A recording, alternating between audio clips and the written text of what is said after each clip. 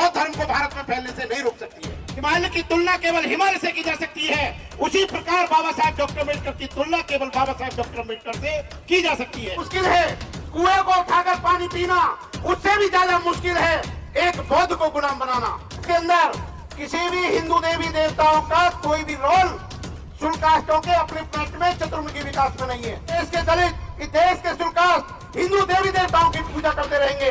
इस देश में से 1000 साल तक भी गुलामी खत्म नहीं हो सकती। गुलामी हर जुल्म को रोकने के लिए ये बौद्ध धर्म है, हर प्रकार के अत्याचार को रोकने के लिए बुद्ध का धर्म है। वे लोग जिन पर सदियों से जुल्म, सितम, अन्याय और अत्याचार किए गए हैं, ऐसे लोगों के लिए तथागत बुद्ध का धर्म एक औषधि के रूप में सुझाया जा सकता है।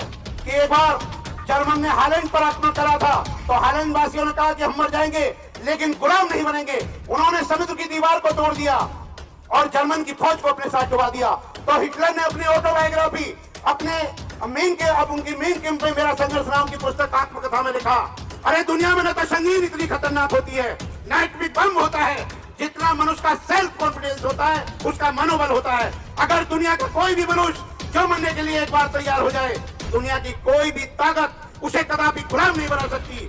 आप गुलाम बनते हैं क्योंकि दूसरों के बनाए गए सिद्धांतों पर आप जीने के लिए तैयार हो सकते हैं।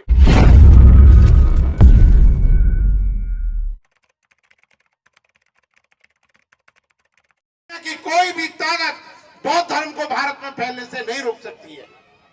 मेरे साथियों, जिस प्रकार हिमालय की तुलना केवल हिमालय से की जा सकती है, उसी प्रकार बाबा साहेब डॉक्टर अम्बेडकर की तुलना केवल बाबा साहेब डॉक्टर अम्बेडकर से की जा सकती है।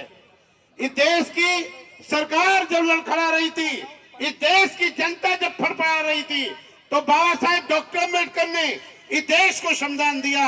हम कह सकते हैं कि बाबा साहेब डॉक्टर अम्बेडकर शासन थे, प्रशासन थे और अनुशासन थे, अंधकार पर मानवता की जीत के प्रतीक थे।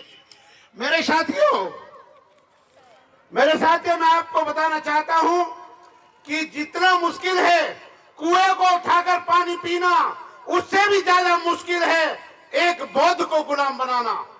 बाबा साहेब डॉक्टर अम्बेडकर ने तथागत गौतम बुद्ध के धम्म को इसलिए अपनाया था क्योंकि ये धम्म गरीबी को दूर करता है, ये धम्म गुलामी को दूर करता है, ये धर्म के हर प्रकार की गंदगी को दूर करता है। मैं आपको एक बात बताना चाहता हूं कि देश के अंदर किसी भी हिंदू देवी देवताओं का कोई भी रोल शुल्काष्टों के अपने पेट में चतुर्मुखी विकास में नहीं है। केवल बाबा साहेब डॉक्टर अम्बेडकर का सहयोग है, उनका पूरी तरह त्याग है। और मैं ये बताना चाहता हूँ, पेरियार रामास्वामी जी का एक कथन है कि जब तक इस देश के दलित, इस देश के शुल्काष्ट हिंदू देवी देवताओं की पूजा करते रहेंगे, इस देश में से 1000 साल तक भी गुलामी खत्म नहीं हो सकती। मेरे साथियों, मैं आपको बताना चाहता हूँ, बुद्ध का एक वचन है कि जब कोई नवतरुण बौद्ध धर्म में आ जाता है तो इस संसार को वैसे ही प्रकाशित करता है जैसे बादलों से मुक्त होकर चंद्रमा इस संसार को शीतल और प्रकाश देता है। मेरे साथियों, मैं बताना चाहता हूं आप लोगों को कि गुलामी, हर जुल्म को रोकने के लिए ये बौद्ध धर्म है, हर प्रकार के अत्याचार को रोकने के लिए बुद्ध का धर्म है। वे लोग जिन पर सदियों से जुल्म, सितम, अन्याय और अत्याचार किए गए हैं, ऐसे लोगों के लिए तथागत बुद्ध का धर्म एक औषधि के रूप में सुझाया जा सकता है। मेरे साथियों, मैं आपको बता दूं कि तथागत बुद्ध का धर्म बहुत तेजी से और बड़ी मजबूती से फैल रहा है। यही कारण है कि हम 1956 के बाद में आज बुद्ध का धर्म हर गली में, हर मोहल्ले में, हर गांव में है। आपको विद्यावती मालिका साहब ने एक ग्रंथ लिखा था कि संत साहित्य पर बौद्ध धर्म का प्रभाव, उनका एक थीसिस था। उन्होंने इस बात को सिद्ध किया कि भारत में जितने भी संत हुए, जितने भी व्यक्ति हुए, उन सबने संतों ने बौद्ध धर्म का ही प्रचार किया है। चाहे वो गुरु रविदास हो, चाहे वो कबीरदास हो, चाहे वो मीराबाई हो या कोई भी हो, उन्होंने बौद्ध धर्म का ही प्रचार करा है। जब हम कहते हैं कि मन चंगा तो कठौती में गंगा, भगवान बुद्ध की जो धम्पद के अंदर पहली गाथा है कि मन सभी वस्तुओं का गुआ है। जब वो कहते हैं कि संतोष सबसे बड़ा धर्म है, तो कबीरदास जी जो कहते हैं कि संतोष गोधन गर्दन बादन और रतन धन खान, जब आवे संतोष धन सब धन धूल समान। मैं साथियों आपको कहना चाहता हूं कि एक बार जर्मन ने हालैंड पर आक्रमण करा था तो हालैंड वासियों ने कहा कि हम मर जाएंगे लेकिन गुलाम नहीं बनेंगे। उन्होंने समुद्र की दीवार को तोड़ दिया और जर्मन की फौज को अपने साथ डुबा दिया। तो हिटलर ने अपनी ऑटोबायोग्राफी, अपने अब उनकी मेन कैंप में मेरा संघर्ष नाम की पुस्तक आत्मकथा में लिखा, अरे दुनिया में न तो संगीन इतनी खतरनाक होती है, न एटॉमिक बम होता है, जितना मनुष्य का सेल्फ कॉन्फिडेंस होता है उसका मनोबल होता है। अगर दुनिया का कोई भी मनुष्य जो मरने के लिए एक बार तैयार हो जाए, दुनिया की कोई भी ताकत उसे कदापि गुलाम नहीं बना सकती। आप गुलाम बनते हैं क्योंकि दूसरों के बनाए गए सिद्धांतों पर आप जीने के लिए तैयार हो सकते हैं। बाबा साहेब डॉक्टर अम्बेडकर की महानता, उनके बनाए गए संविधान की महानता आप इस बात से जान सकते हैं कि भारत के संविधान की पावर को एक्सरसाइज करने के लिए कम से कम हाई कोर्ट या सुप्रीम कोर्ट के जज कर सकते हैं। किसी मजिस्ट्रेट को या किसी डिस्ट्रिक्ट जज को भारत के संविधान की पावर एक्सरसाइज करने की क्षमता नहीं है। मेरे साथियों, मैं आपको बताना चाहता हूं, जिस प्रकार वनों की रक्षा सिंहों के द्वारा होती है और सिंहों की रक्षा वनों के द्वारा होती है, उसी प्रकार भारत के संविधान की रक्षा आपके द्वारा होगी और आपकी रक्षा भारत के संविधान के द्वारा होगी। मेरे साथियों, मैं आपको बताना चाहता हूं, अगर जुल्मों की कहानी हम कहने लगेंगे, अरे पत्थर भी आंसू बहाने लगेंगे।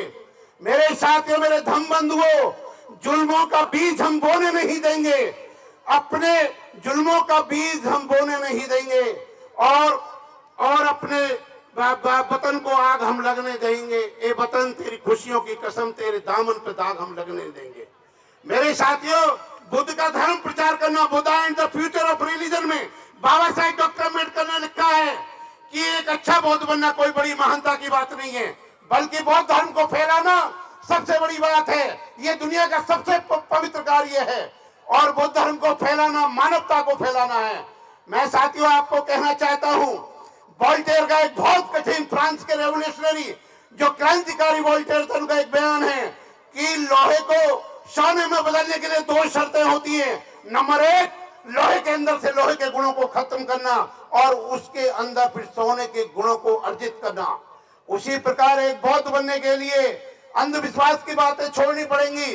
दूसरों के मंदिर में हम देवी देवताओं की पूजा क्यों करें? क्योंकि जब मैं बुद्ध की शरण में जाता हूं तो मुझे किसी की शरण में जाने की कोई जरूरत नहीं है। मैं आपको बताता चाहता हूं, ये अंतरराष्ट्रीय धर्म है, इंटरनेशनल रिलीजन है, सबसे ज्यादा विज्ञानिक की कसौटी पर कसा हुआ। जिस प्रकार हम सोने की परख उसे काट कर, उसे पीट कर, रगड़ कर, तपा कर और घिस कर करते हैं, उसी प्रकार बौद्ध धर्म की परख बाबा साहेब डॉक्टर अम्बेडकर ने रगड़ कर, काट कर, पीट कर, हर तरह से विचरण करने के लिए बाबा साहब ने बौद्ध धर्म की है। और मैं आपको एक बताना चाहता हूं कि बौद्ध धर्म पूरी तरह वैज्ञानिक रूप से बिल्कुल सही है। बुद्ध ने कहा कि कोई बात अगर मैं कहता हूं तो इसलिए मत मानो, मैंने कहा है, जब तक कोई बात आपके तर्क और बुद्धि की कसौटी पर सही ना उतर जाए, आप उस बात को हिरगिज न माने। अंत में मैं, क्योंकि समय कम है, एक बात कह के अपनी बात करूंगा कि धोखे की मोहब्बत से अदावत बेहतर है, धोखे की मोहब्बत से अदावत बेहतर है और 100 बार की गुलामी से बगावत बेहतर है। जय भीम।